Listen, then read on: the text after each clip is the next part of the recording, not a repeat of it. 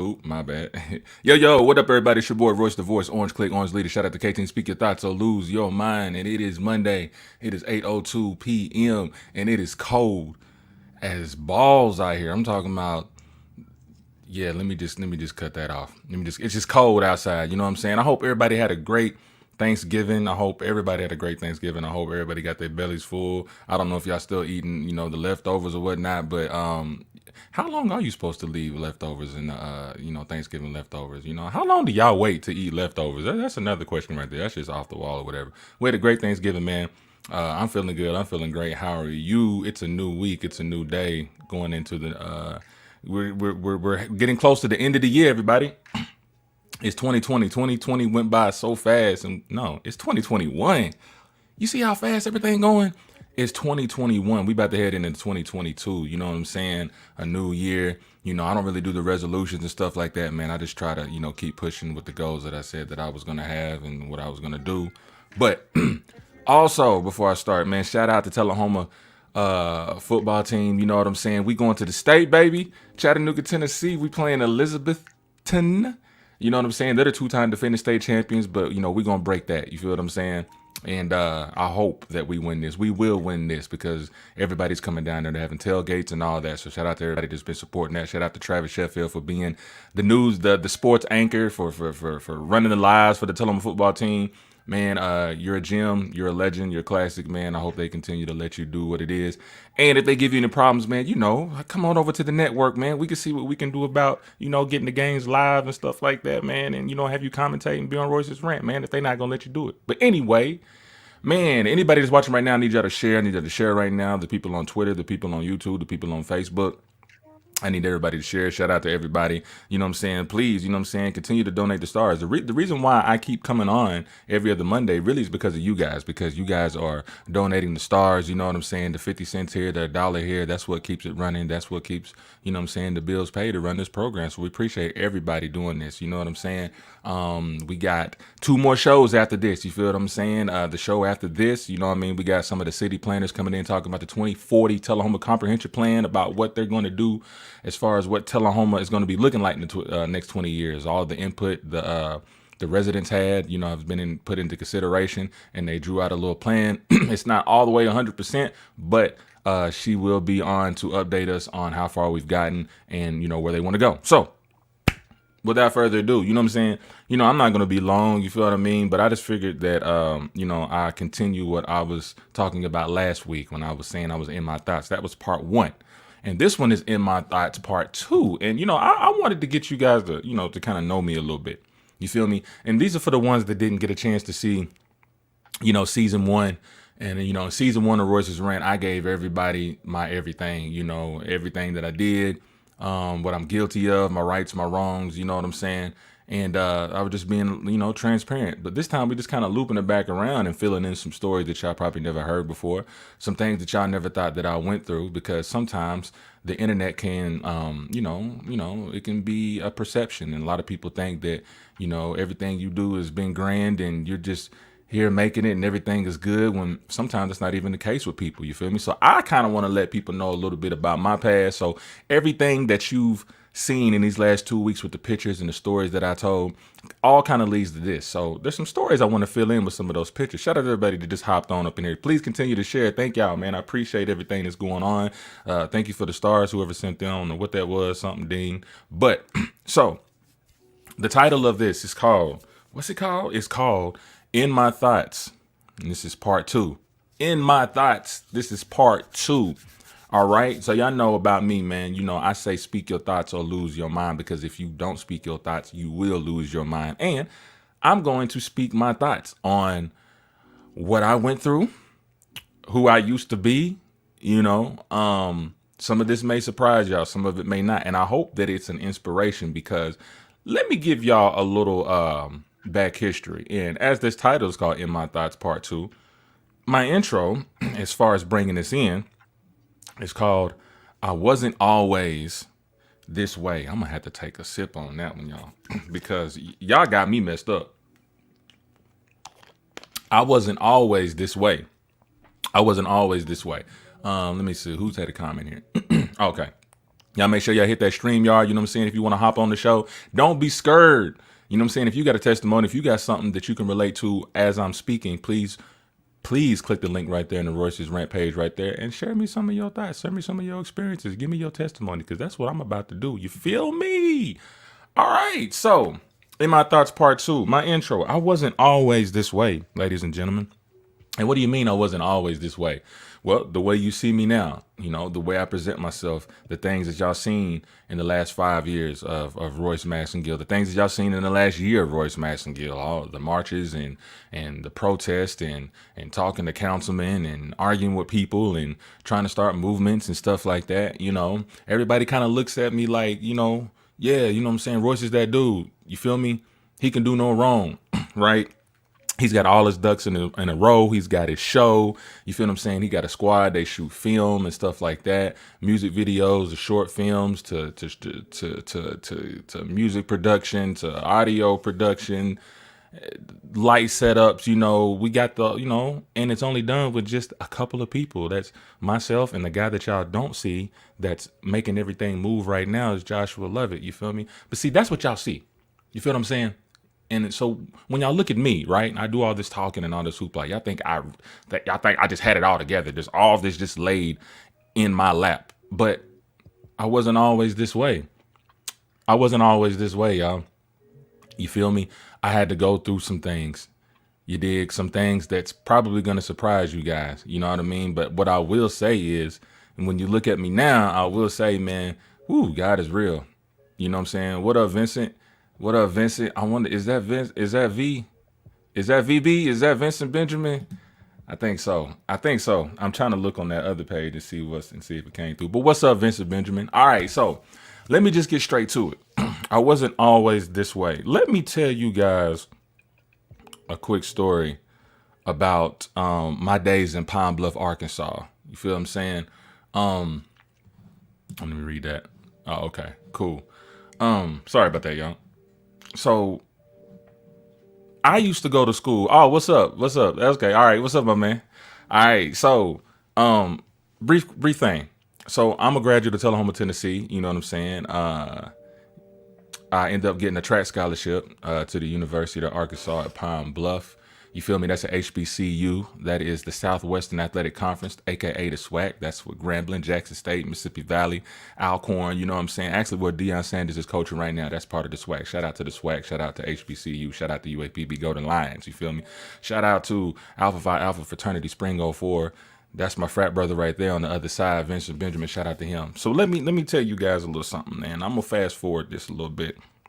So when I got into college, you feel me? I ran my track. I started off as a business major, and eventually I kind of got tired of doing the whole business major thing. That's really what I didn't want to do. I just did it because my father wanted me to try out that major, and he wanted me to get into business. But I had another love, and that love was music. That love was entertainment. That love was radio and television. So I switched my major to radio and television production with a minor in stage production, performance, acting. Yes, I am an actor, actually a certified actor. I'm an award-winning actor, a collegiate award actor. So you guys will be seeing some of that soon. You know what I'm saying? So fast forward, we created this thing called the Hip Hop Project, right? And this is the segue, all right? The title of it is The Night Hip Hop Saved My Life. Literally, all right? So yeah, your boy went through a kind of a little situation, and I'm gonna keep it real with y'all. You feel me? So the Hip Hop Project was basically a play where we described the 4 elements of hip hop. MCing, graffiti art. You know what I'm saying? Breakdancing, DJing. You know what I'm saying? Those 4 elements of hip hop. It was conceived by Steve Brodnex, our director. I was a poet, one of the 8 poets there. So that means we wrote our own monologues and soliloquies. And we had 8 dancers, you know what I'm saying, who transitioned to sing with dances. And we talked everything from sex, how hip hop music has affected us. You know what I'm saying? And we had skits and stuff like that. So it was all black cast. You feel what I'm saying? And so we traveled all around the United States, from Texas to Canada, you know what I'm saying? From Washington, D.C. Kennedy Center to Washington State, you feel me? And we were critically acclaimed, you know what I mean? Ooh, you hit me with it. Oh, that was '07, baby. You know what I'm saying? Yeah, shout out to my crew. You know what I'm saying? That's my boy Marcus. You know what I'm saying? My boy P, my boy Gary, my boy Mike. You know what I'm saying? That's going from right to left. And of course, me holding the Doritos bag. You know what I'm saying? Like, yo, that was me, hoodied up. You know what I mean? Y'all don't want to know about that life, but I'm about to tell y'all about that life. But let me explain to you the night that hip hop saved my life. And the reason why I said hip hop is because during this the story that I'm telling you guys, I was a part of the hip hop project that I just explained to you guys about. And if you ever want to see an excerpt, just go to YouTube on the hip hop project DJ Debo, like DBO, and you're gonna see something from '06. You're gonna see me. You know what I mean? I'm gonna be in the red. I think I'm in a red hat or something like that. I'm in the red and I'm doing my thing. Y'all know who it is or whatnot. But shout out to the hip hop project. So there was this one night, right? Now, like I said, this hip hop project was big in Pine Bluff. It was something that nobody has ever seen before. You know, filled up the hall 3 nights in a row when we ran the show. You feel me? So there was this one weekend. You feel me? And I was living in Piney Woods Apartments at the time. And let me tell you a little bit about myself. I was a little bit green back then. Like I trusted a lot of people. I was very passive. You know, yeah, it was. And Pine Bluff is 80, 90% infested with crime. You feel what I'm saying? Like I said, the first day I went to that school, you feel me? My first night, there was a dead body next to my dorm room by the dumpster. That's how it went down. You know what I mean? From going to Tullahoma to Pine Bluff and then seeing that on your first day will kind of wake you up and be like, hold on, what kind of education am I going? What am I getting? You feel me? So just to give y'all the atmosphere. So I was chilling in my apartment. You know what I mean? And at that time, which I'll explain that in the next title. You know what I mean? But I'm kind of getting ahead of myself. But I had to tell this part. So you know what I'm saying, did some things. I was a part of some things, you know what I'm saying, that, made a little money on the side. And I guess somebody knew about it. And so this person came and knocked on my door. And I'm going to keep it real with y'all. He was asking, where could he find, some I'm gonna call it Crisco. No, bump it. Can you say? I don't know if you can say. I don't know if you can say this on Facebook. Anyway, he was looking for some CRACK. All right. Now hold your horses. Right. Hold your horses. Now I wasn't selling CRACK. You feel what I'm saying? But other things that I was selling back then, was kind of still in the same realm. You know what I mean? What up, BJ? Was in the same realm. And I guess this person knocked on the door to see if I had any connect on it. Well, just so happens that I had a connect on the CRAC. This is statute of limitations. This was well over 15 years ago. So I'm just letting y'all know now. Definitely the old me. So check this out. So he knocked on my door looking for some CRAC. And, I knew somebody that had some CRAC. And so I let this particular person, ride with me. It was actually this may sound sad, Lord have mercy. Oh gosh, it was him and his pregnant wife. I tell y'all, I was sad. That's sad. I know him and his pregnant wife, you know what I mean? Looking for that. Actually, he was looking for it, but whatever. So I took him to find the CRAC, right? And as I was sitting there waiting, as he was talking, what's up, Cody Thomas? As I was sitting there waiting, you know what I'm saying? He was handling his business with my homeboy and whatnot. I was like, okay, well, shoot, that's it. You know what I'm saying? He got his stuff and, we about to head out. Well, little do you know, as I was sitting on the couch, I realized that he wasn't there no more. Him or his wife was not there no more. So now I'm sitting in the house like, yo, where'd they go? And I'm hollering at my homeboy who was selling him the CRAC, and he kind of shook his head, and he's like, man, we got to take a ride. I'm like, all right, you know what I'm saying? So we took a ride down the street, you know what I'm saying? It was dark as hell, I'm going to tell y'all that, and we parked on the side of the house or whatnot. Now, all the while, I'm still wondering like, yo, where's this dude at? You know what I'm saying? That I was just trying to help out, and get him some CRAC and be about my way, nowhere to be found, So it was, I was driving my homeboy to the spot and he had his other homeboy with me in the back seat. Right. So they get out the car.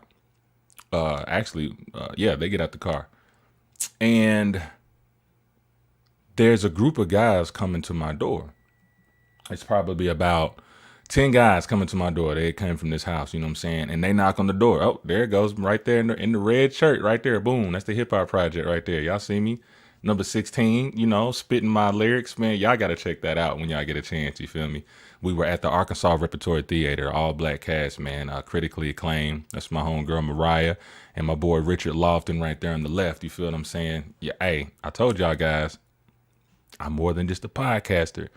But so anyway, y'all, so these guys, they knocked on the door, and they knocked on the door, and I was like, "What's up?" And they were like, "Well, we're gonna need you to come outside." And I'm like, "Well, all right, cool. I'll come outside, no problem, no problem at all." So, now mind you, this is probably 2005, 2006. Actually, right around this time that y'all looking at right now. Actually, it was prior to this event right here that y'all see right there. You dig what I'm saying? They go to dances there. And so as I'm walking to the house or whatever, we're outside in the parking lot or whatnot. And now I was walking with the 10 guys or whatever. And then as I got to the parking lot, there were 15, 20 other guys in the parking lot just bundled up together. Meanwhile, I'm still looking for the guy that I was supposed to be helping out. You feel me? And so I asked, I was like, "Yo, what's up?" You know what I'm saying? And they were like, I was like, "Yo," I said, where's my dude?" You know what I'm saying? They're like, "Man, don't worry about it." I'm like, "What you mean?" And they were like, "Well, yo, you know what I'm saying? We just kind of had suspicions, you know what I'm saying, that he was, kind of undercover. The man was acting a little shaky, blase. Don't worry about him right now." Yeah, let me tell y'all something. I was so nervous. I was so nervous. I wasn't about that street life. You know what I'm saying? Like I was just kind of just doing my thing when I was in college. You feel what I'm saying? But when it came to this particular situation, that's when I realized that it got real because they said, "I don't worry about him." Now, at that moment, everything froze. You feel what I'm saying? I just start seeing guys talking a little bit, couple of guys talking, couple of guys in the parking lot, you know what I mean? And they're all kind of, circling around me and stuff like that. And they're like, "Yo," you know what I'm saying? They were like, "Yo, where you know that dude from?" I'm like, "Yo, listen, I don't know him. I was just trying to help him out. I said I knew my homeboy here. I just thought I'd get him what he said he wanted and be about my way. You know what I'm saying? Because I don't really do that. You feel me?" And I felt a sense, right? I felt a sense like, all right, this might be one of my last breaths. Because if a lot of people don't know about Pine Bluff, Arkansas, right? Pine Bluff, Arkansas was crime infested. You know what I'm saying? I mean, it was like a mini Little Rock. If y'all remember Banging in Little Rock on HBO, that's what Pine Bluff was like. You feel what I'm saying? And at that moment, I really felt like, yo, my life is about to be over. My life is about to be over. You know what I'm saying? These guys are strapped up. You know what I'm saying? They're not hiding their stuff anymore. We in this secluded area where it's just a bunch of cats circling around me. And I'm like, yeah, they about to kill me because they think that I'm some type of informant or something. Or they think that I'm, trying to get them in trouble or anything. I was just a regular college kid trying to help somebody out. You feel me? And right before that moment, I don't know, if anybody's had any experiences where they felt like that something was going to endanger their lives, but right at that moment, I felt it and it was coming. And then right at that moment, I heard somebody say from the crowd, "Yo, ain't you that dude from the Hip Hop Project?" I was like, "What?"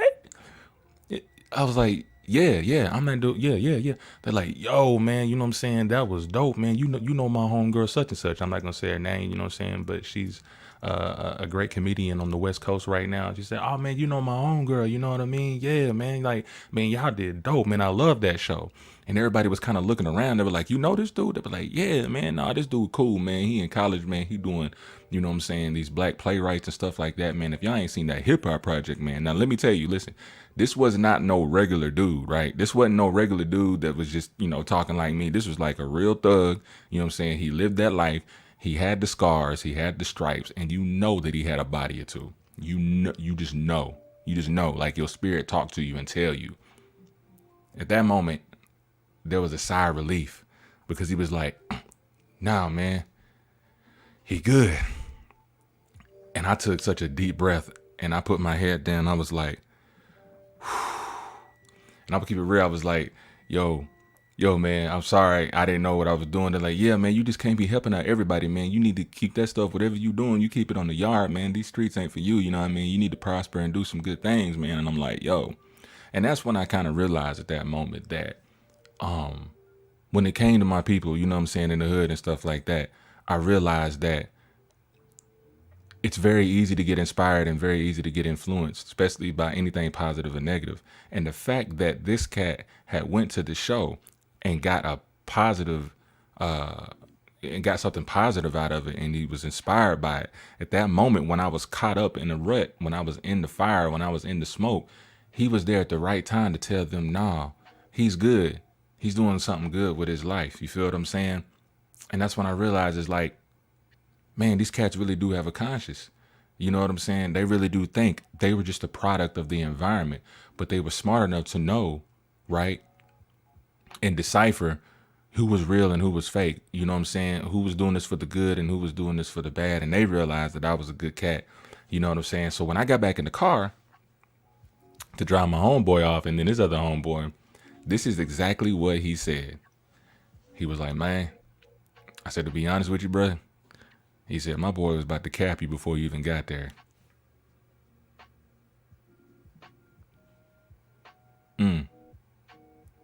I was about to get capped for real, for real. You wouldn't have seen me talking to this day right here. Like that would have been the day that my life ended. And I remember feeling so grateful about it. You know what I'm saying? And I remember going home and I had this 98 Windows computer and my homeboy Money Mark had some beats or whatever that I had saved up. And I got on one of them beats, you know what I'm saying? I think it was called like I Keep Going to something, or My Life Isn't Right, something. But I was talking about the situation that night. I wrote about it, wrote a song about it, and here it go. You know, but at that moment I realized that, or at that moment, that hip hop project that I was doing became even closer to me.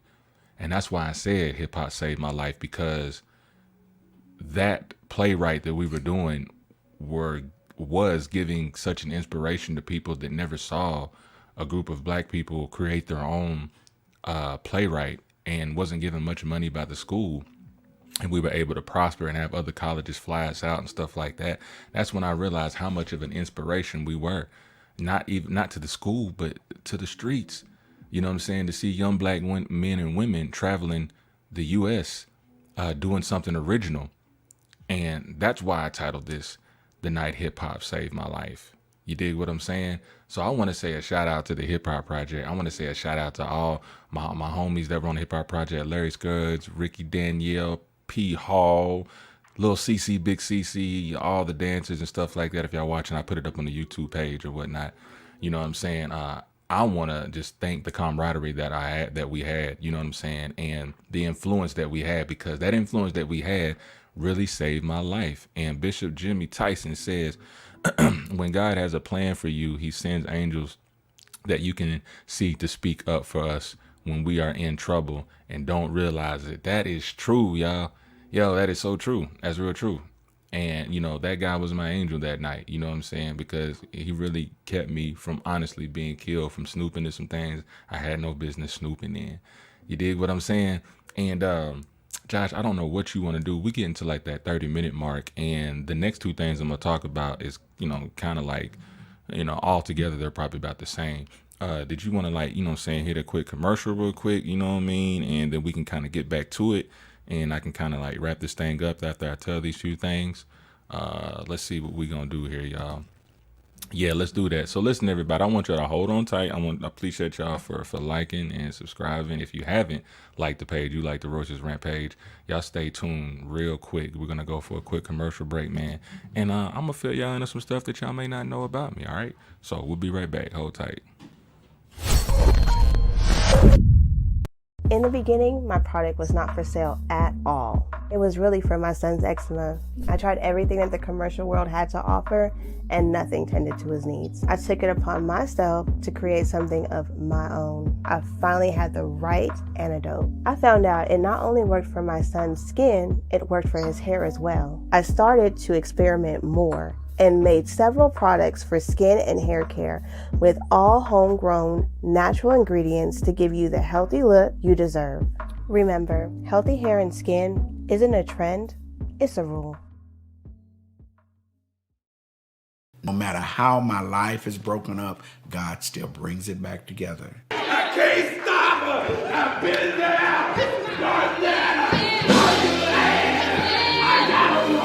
When he first came, he was like a ball of fire. He was rolling over here and rolling over there.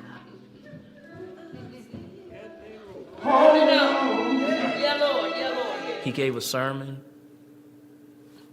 blew me away. But God,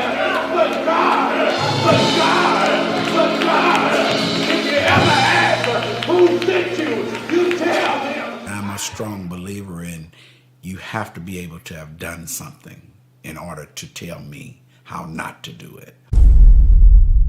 Coming out of the military, I wasn't a good person at all.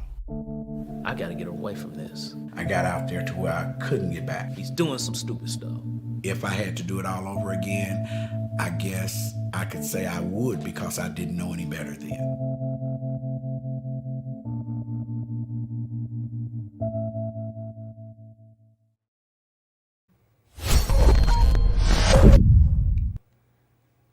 Yo, we back. What up, everybody? It's your boy, Royce the Voice, Orange Click, Orange Leader. Shout out to K-Team, speak your thoughts or lose your mind. It is going on 8:30, it's 8:28 p.m. It is probably 30-something degrees outside. I appreciate y'all still tuning in. Please continue to share. Please continue to send me stars or whatnot. You know what I'm saying? I appreciate y'all listening. You know, a little bit about me. Hold on for a minute. A little bit about me, you know what I'm saying? And this is called In My Thoughts Part 2. If you missed Part 1, go back and check it out. You feel what I'm saying? So just trying to fill y'all in, you know, for those that missed my first season back in 2019, where I was kind of transparent about my life and the things that I've done. And I'm just kind of showing you guys, or telling you guys some of the experiences that I've been through. So we can all be on a level plane right here. You know what I'm saying? Because there are places that I want to be in my life, but at the same time, as a human being, I want people to know that I'm right there with them. You know what I'm saying? As far as just being humble, being honest with myself, being honest with you, and letting you know that, you know, everything doesn't come easy. It just doesn't just sit in my lap. You know what I'm saying? We worked really hard for what we've been through. You did? So as we were just talking about before the commercial break, ladies and gentlemen, you know, I was telling y'all that hip hop saved my life. You know what I'm saying? The night that hip hop saved my life, and basically talked about the Hip Hop Project and those people that went and saw it, and the debacle I got myself in. You know what I'm saying?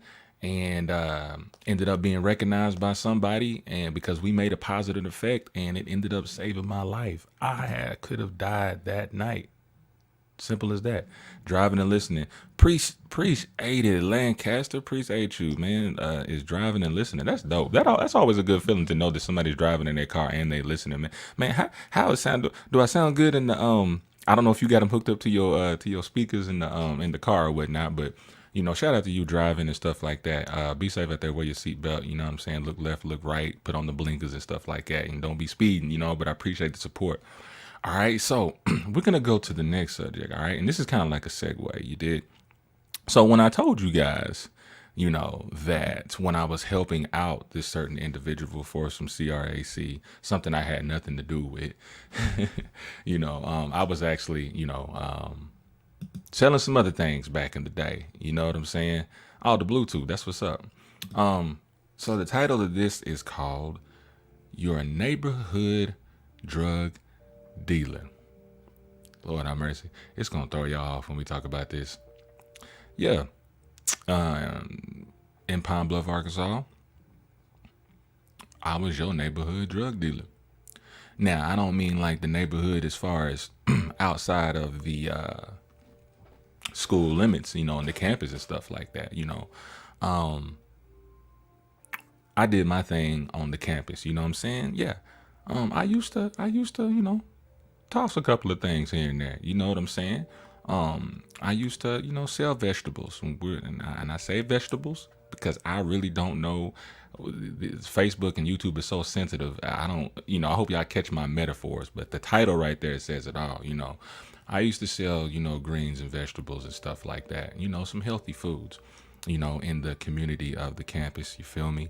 And I'm not gonna lie, you know what I'm saying? We were them folks. We were them folks. We had it going. You know what I'm saying? We kind of did our thing. You know what I mean? We had good prices and stuff like that. The thing about it is it wasn't the fact that I was struggling. I had a scholarship. Well, actually, I didn't have a scholarship because I ran track for 3 years straight, and then I dropped my track scholarship once I changed my major because I really wanted to focus on that. So it wasn't like I was struggling, but I didn't have that scholarship anymore. I was getting loans. I was getting loans from the bank and stuff to help pay for my tuition because I changed my major. So, it wasn't like I didn't have money, but the money that I had was only for those purposes, for school and stuff like that, and to pay for the apartment that we had on Section 8. But I think it was the thrill for me, to be honest, because I wasn't raised like that. You know what I'm saying? When I moved to Tullahoma, I moved in the suburb area. Even when I was in Nashville, we actually moved from the projects into the suburbs. So we kind of moved up. We kind of came up a little bit, you know what I'm saying? And I think me selling those vegetables and stuff in school, I think it was a thrill because there was a point in time where, I've told people this before, like there was a point in time we were making 10, 15, almost $20,000, in a month. It was going pretty tough. You feel what I'm saying? What's up, Donna? We were making some real money, and we're not talking about real money like what you think $5 is in college. No, we were making real money, but we were making stupid decisions. You feel what I'm saying? Like having birthday parties that nobody really cared about.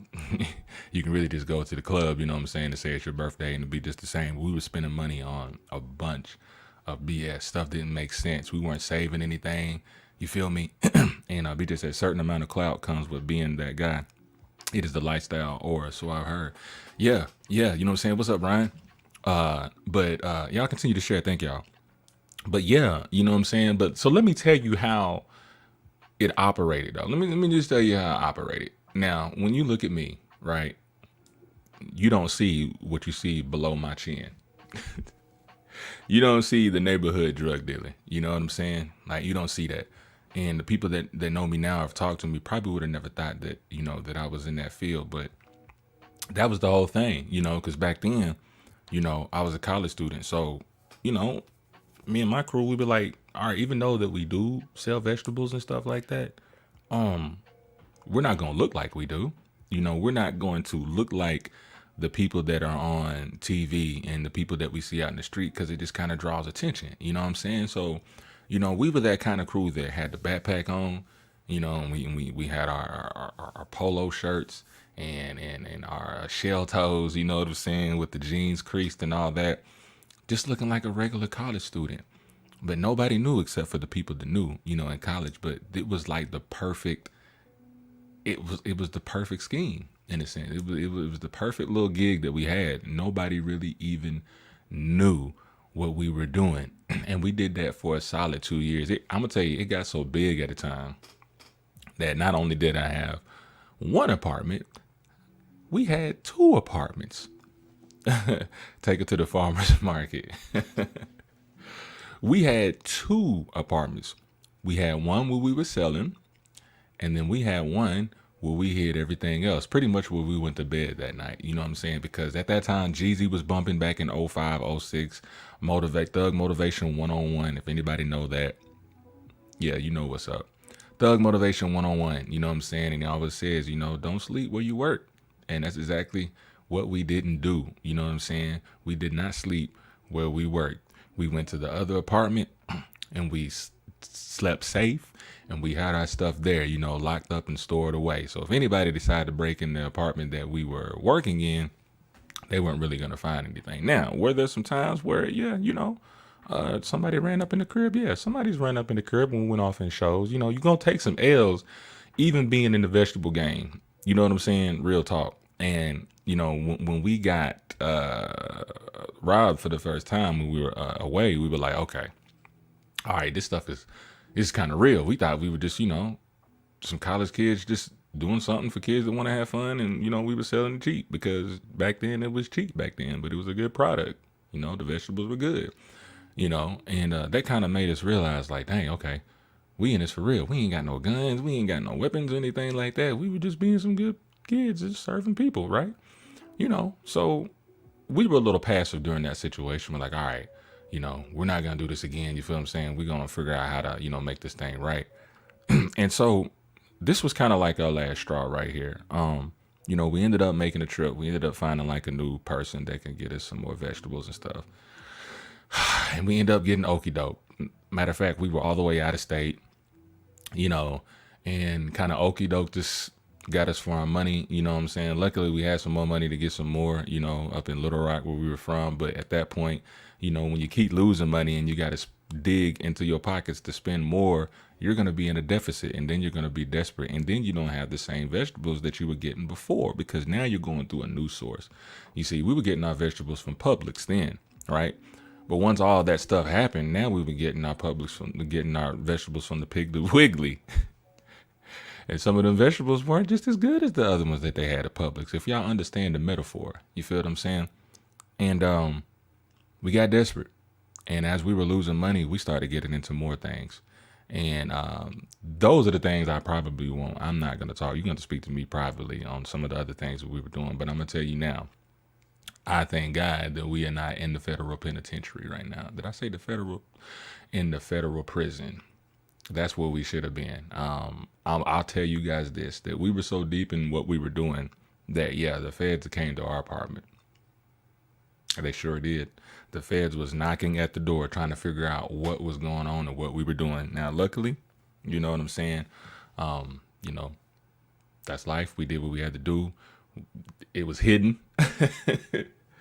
You know, they couldn't quite figure it out, but we knew when they came, that was it. We were like, you know what? No, this stuff is real. Like, they really paying attention to what's going on. You know what I'm saying? We thought we were living in a movie. You feel me? And that scared the heck out of us. BJ said, running a successful farm. Yeah, 1-on-1. Exactly. 3, a hustle rule. 1 for the business. 2 for the inventory. 3 to lay your head and don't worry. It has been over 7 years. Yeah, it's been double. Yeah. So yeah, I used to be your neighborhood vegetable dealer.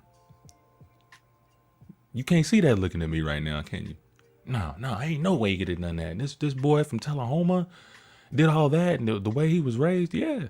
It wasn't because I was going through a hard time. It was just because I became a product of the environment, and that's something that I've been talking to you guys about. You know, I was a part of the Pine Bluff environment. I got sucked up into the game. It became appealing to me, and then once you start to live there, you guys understand what I'm saying.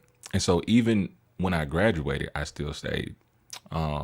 I even told, you know what I'm saying, my brother Josh, I was like, yo, man, like if I would have stayed in Pine Bluff, I probably would have been a Crip, because I was on the west side 28, you know, hanging with the Crips and hitting licks with them. You feel what I'm saying? And y'all, it was crazy.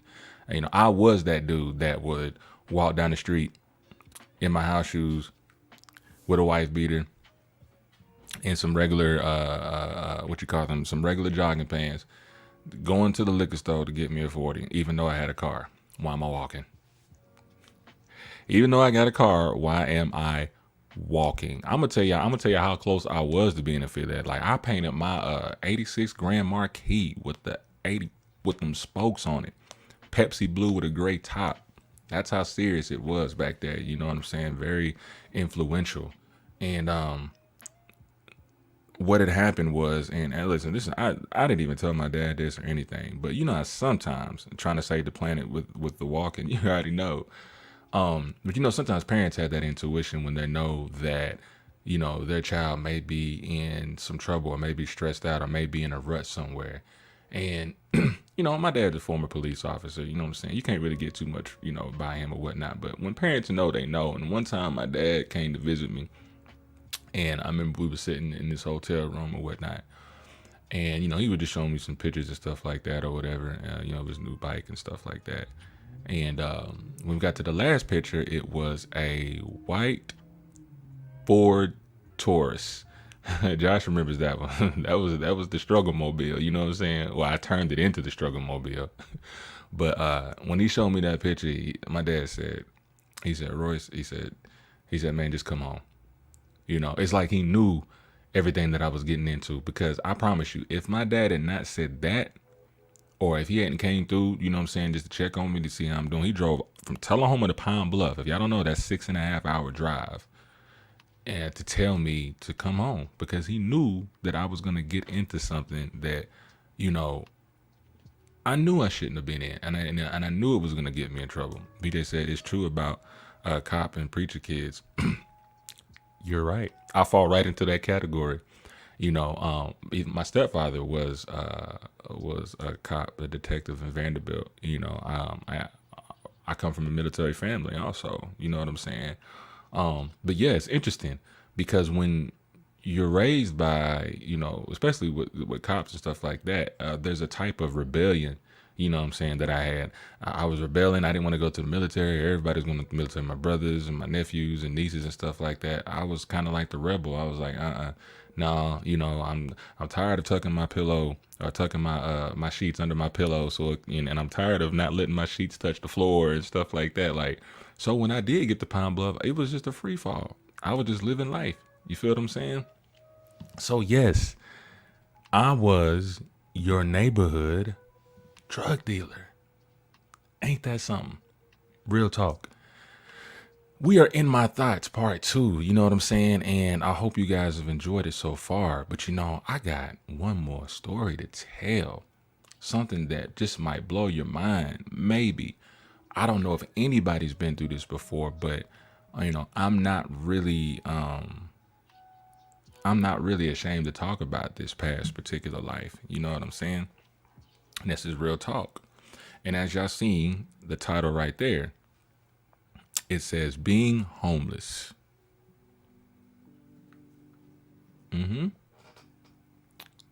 That was me.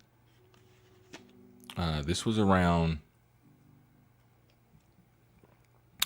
6 years ago, 2015, 2016.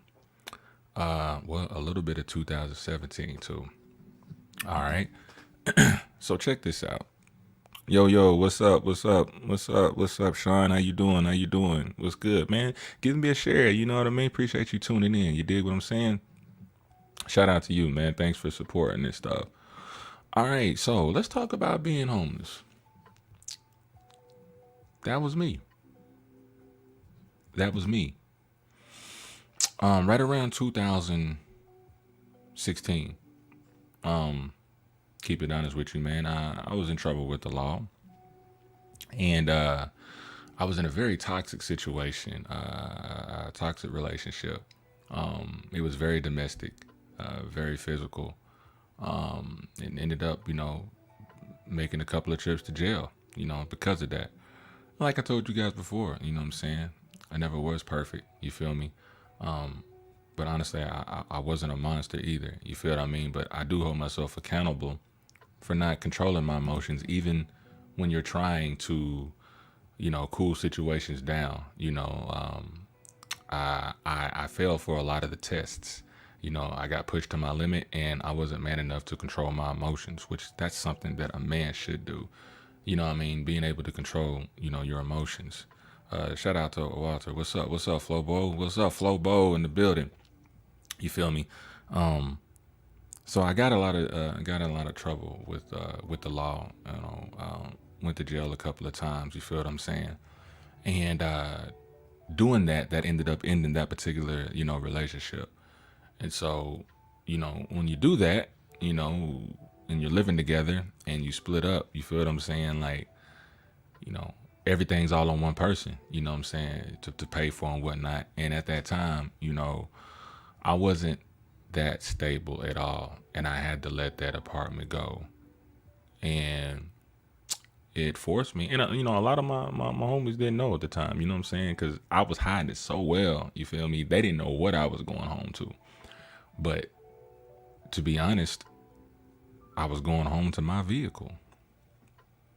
Going home to certain hotels and stuff like that, you know, that, you know, you can pay for a week or whatnot.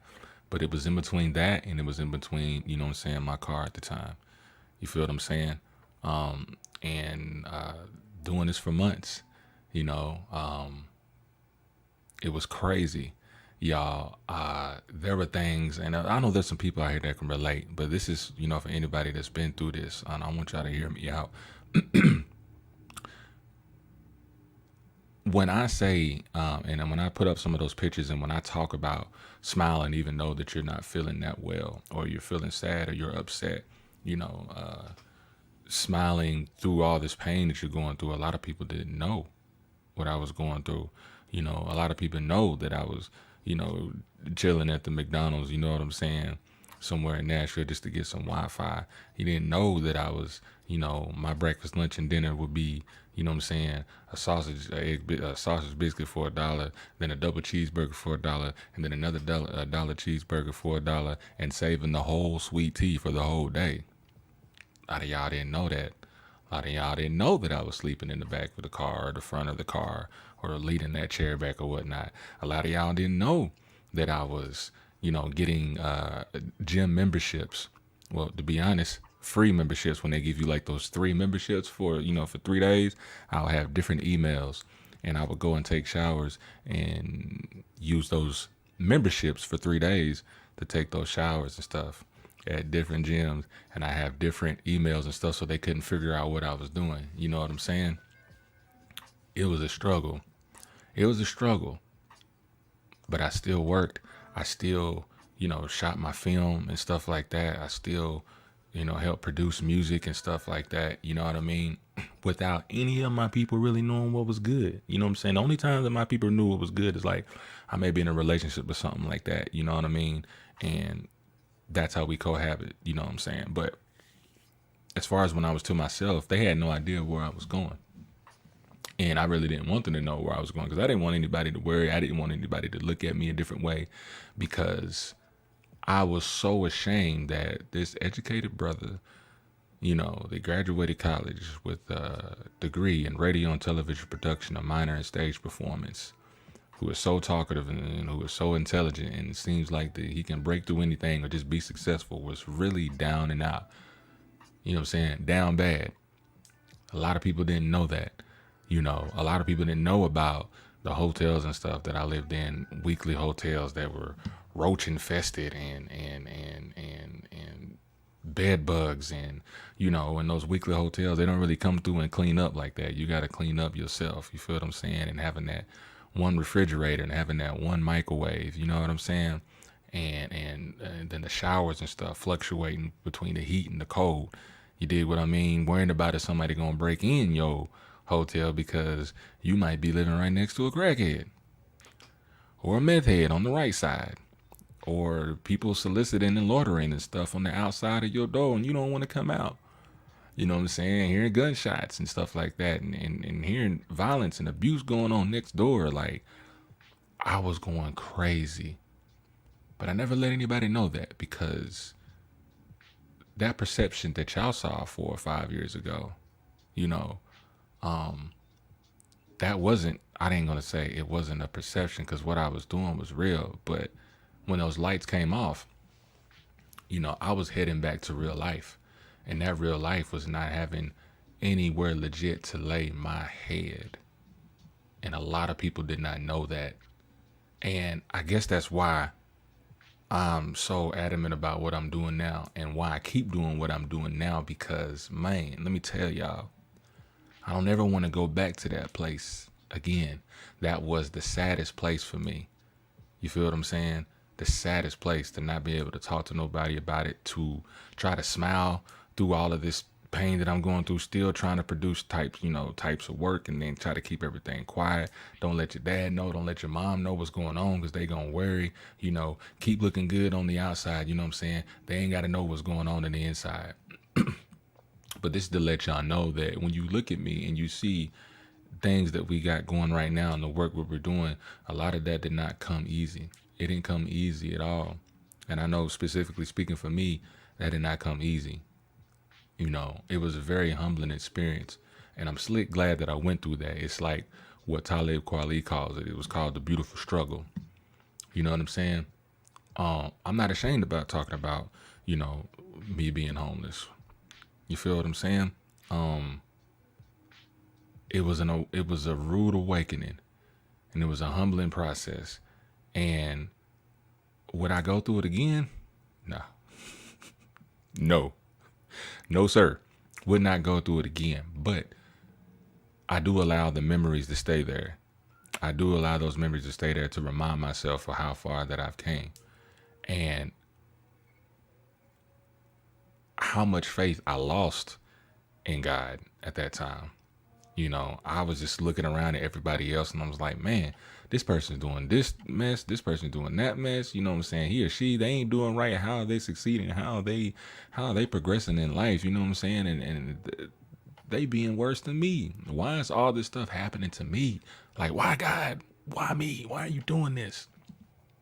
I had to figure out that he had already laid opportunities in front of me. I did not take advantage of that. You feel what I'm saying? Sometimes you can get so down and depressed in your own thoughts and the situation that you're in that you miss opportunities that he put right in your face. And that's exactly what had happened to me. It's like Drake said, I've been down so long, it looked like up to me. You know what I'm saying? I've been down so long that I didn't get to see what was right in front of my face that can get me out of that situation. And this is where we kind of come to the closing of this, because we about to hit that hour mark. You know what I'm saying? And I kind of want to wrap this all out together. First, I want to say shout out to BJ, to Sean, to Walter, to Flowboy Boyce. We had him on the show the other week. He had me on his show. Thank you very much, man. I appreciate you, man. I still tune in and see what he's doing. He's an award-winning, matter of fact, an award-winning podcaster. You know what I mean? And let me close on this real quick. You feel me? In my thoughts, part 2, I told you I wasn't always this way. I told you the night hip hop saved my life. I told you that I was your neighborhood drug dealer. And I told you that I've lived a homeless life before. And I say all of that to say this. I wanted people to know that, and really it doesn't matter, to honest, how people feel, but I always wanted to put it out there because I at least wanted to say it so people can have the opportunity to listen, and then you can do what you want with it after that. But I said all of that today, or this whole hour, to say that everything that you see on the surface that may look good, like me, the beard, you know what I'm saying? Shout out to Jay's Butter. No, everything you see on the surface, do realize that underneath that surface, there are things bubbling up under there. There's a story that person's not telling you, or either they don't feel like telling you, they're not comfortable with it. They just want to keep things to themselves. But you should always be aware or mindful of what may be going on in a person's mind. You feel what I'm saying? Oh, it's all good, man. You can, man, you can look it back up, man. You know what I'm saying? It's all good, Walter, man. No problem. But, excuse me. I don't want people to look at me and think that everything just dropped in my lap. I don't want people to look at me and be like, man, you're doing good. You got this going on. You got that going on. You know what I'm saying? All this stuff that y'all were doing. Y'all work with Soulja Boy. Y'all work with Miami Mike. Y'all work with, you know what I'm saying, K-Styles to I Heart Memphis. And y'all A&R in a couple of projects. And y'all shot videos and documentaries. Like, y'all should be like booming right now. Millionaires, you know what I'm saying? But I'm just letting y'all know the struggle before we got to this point. And we're going to get to a higher point. There's no going back from here. You feel what I'm saying? No way that we're going back at all. But,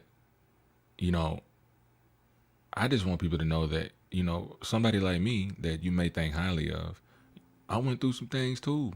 I can relate to a lot of you guys. I can relate to a lot of your struggle. And in some cases, I've put myself in certain situations just so I could understand. You feel what I mean? But the stuff that I told you guys, I went through circumstances, through dumb decisions, or just curious about something. But when I opened Pandora's box, it showed me what all was in it. And let me tell y'all, it's not all peaches and cream. I may not have been here today if it wasn't that night that hip hop saved my life. I may not have been here today if somebody decided to kill us instead of rob us when we were selling vegetables. You know, I may not have been here today if things got more escalated in a lot of my domestic situations in the past. But I do thank God that he has brought me up out of this, and it's created a very, very tough exterior. You dig what I'm saying? I go through things. I have certain thoughts. In some cases, it takes a lot to break me. But I will tell you this, that if struggle ever comes, which it never will again, dadgummit, but I will tell you that I am built for it if it ever decides to happen again.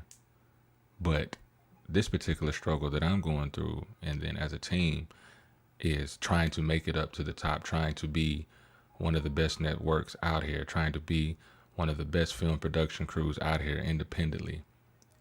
And what we went through as a team with Josh building things himself when we didn't have much money to buy what we needed for video equipment, you know what I'm saying, winging it, you know, shooting videos and stuff of, you know, random people in the hood, in the trenches, cops rolling by, you know what I'm saying, shooting videos for the cheaper, you know, just to get our name out there. No, we know the struggle. We know the struggle as a team, and we know the struggle as individuals. And I will tell you this, and if it inspires anybody, you know, if you got a goal, if you got a dream, if you're inspired to do anything, you feel what I'm saying, you have to take on life as it gives to you. Don't back down from it. Sometimes when you're faced with a struggle, it's best not to run away from it. It's best to embrace it, because if you don't embrace it, you can't learn it, right? If you don't learn the struggle, how you gonna beat it? But if you just take the struggle and let it beat you up, you're gonna continue to struggle, you know. And that's a lesson to me. That was a lesson to me, that I had to embrace struggle and accept struggle, learn struggle, so I know how to defeat it the next time. You know, it's not always what you see when you look at me. Just like in the commercial we had with Bishop. What do you see when you look at me? When you look at me now. But what do you see now that I've told you some of the things that I've been through? What do you see? I'll tell you what I see. You know, I see a person that has prospered. I see a person that's rolled from the ashes. I see a person that has beat depression, has beat oppression. You know, mental illness is real. Mental health is real, y'all. And I was going through it. But I never gave up, because I had a love for this one thing. And that one thing is what you're looking at right now. On the right of your screen, you see that logo. You feel me? That Royce's Rant is what I fought for. You know, our film production is what we fought for. Our audio production and music production is what we fought for, and we still here. And Walter says, this work is never easy and not for the faint of heart. You guys are tailor-made for this work, bro. Don't stop. Get it. Get it. In some cases, don't tell your struggle until after you work through it. People only understand the successes. You are built for this, man. And put your Cash App on the screen. Hey, I'm gonna tell you one thing, boy. Walter, boy, he gonna make sure that, you know what I'm saying, we get supported. That's real. Like, he's already got it up. Man, that's what's up, man. Listen, you guys, you know, this is real stuff. What he said was true. You feel me? And I really do appreciate all the support. You know what I mean? But if you guys want to continue to like to see more of this and see more guests and see the upgrade of this show, which will be happening in the next 2 or 3 months here for season 5, man, hey, donate to that Royce's Rant. You know what I'm saying? That Royce's Rant, that Cash App, you know what I'm saying? $1, $2, $3, $4, $5, $6, $7 more. It's whatever, 50 cents. It don't matter, because it's all going towards this network. You feel what I'm saying? And send stars. You know what I'm saying? Doing this broadcast, you can support my page by sending stars, a digital gift that helps this show running with the content you like, starting at 99 cents. You dig what I'm saying? I really do appreciate you guys, you know what I'm saying, for listening to me. You know what I'm saying? while you're driving, while you in the car, while you at home, while you just chilling or whatnot. Please continue to share. You dig what I'm saying? And next week, you guys, not next week, but the next 2 weeks, the next show, we've got one of our city planners and stuff coming to talk about. And shout out to Walter, man. I appreciate you, man. I really do appreciate you, homie. He's always been a supporter since day one. You know what I'm saying? Always get great advice. Been on the show several times. You know what I'm saying? We gotta talk about just getting on here more. Maybe just having his own segment because, 15, 20 minutes ain't enough for Walter. Sometimes you just gotta let the man go. You know what I'm saying? But shout out to you, man. Thanks for the support. And we have a city planner coming in 2 weeks. You know what I'm saying? She's going to be talking about the 2040 plan that has been established here in Tullahoma, where they had several other people from Tullahoma, numerous people come in and have their input on what they wanted to see. And the second meeting we had, they had us actually let us draw on the map and what areas that they would like to see. And of course, me. You know what I mean? I'm looking at that south side, that east side, you know what I'm saying? Those are a couple of commercial areas, so I make sure I put red and orange marks all over that map. So hopefully we can talk about that and other things they have planned for the next 20 years. And I would love people to hop on Real Talk and ask some questions and, get some answers and stuff like that if you really want to know or really want something for your city in the next 20 years. You know what I'm saying? This might be another chance for you. So make sure y'all stay tuned to that. And once again, I really thank you guys for listening. I hope you guys learned something. I hope you guys heard some things you never heard before about me. I hope, I don't know what you see right now, you know what I'm saying? But I gave it to you. You dig what I'm saying? And I just wanted to put that out there to let people know that, yeah, this business ain't easy. Entrepreneurship ain't easy. Being independent ain't easy. You're going to go through some struggles. You're going to go through some ups and downs. You're going to go through depression. You feel what I'm saying? And depression is real, but you have to keep your eyes on the prize. Steve Harvey slept in the car for months and months and months. I think he said 3 years. So I could have done 3 months. It was no problem. You know what I'm saying? Stay focused on your dream. You dig what I'm saying? Thank you guys for sharing. Please continue to share. Stay tuned for these next 2 weeks on the next show. And, I'm going to close out by saying, y'all know how I do. It's your boy, Royce the Voice, Orange Click, Orange Leaders. Shout out to K-Team. Speak your thoughts or lose your mind. And I will see y'all in 2 weeks. We out.